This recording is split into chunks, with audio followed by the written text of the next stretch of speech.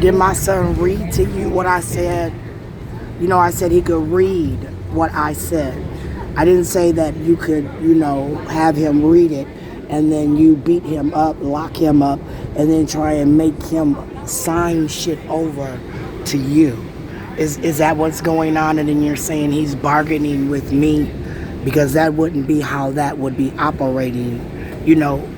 Like when I got that 5,000 and then I didn't have to give him $1. He wasn't owed one motherfucking dollar, not as a parent. But under the theory that you give your children allowance, I thought that maybe that might have been the amount that I could have given him as allowance.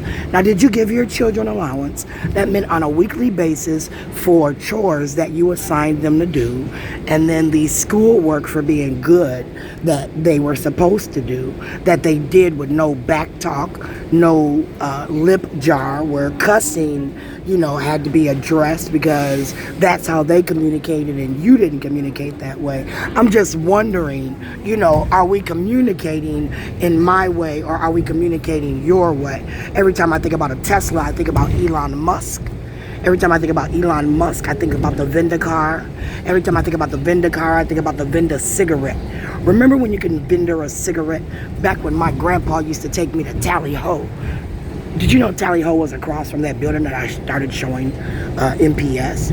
On the right side where U.S. Bank and the doctor's office is and some other key things, there was this restaurant called Tally Ho. And my grandpa used to take me there after church, right? That was a treat for him. If you went to church and did good, you got to go eat after church at the restaurant, and then he paid for it. Tally Ho was one of those places.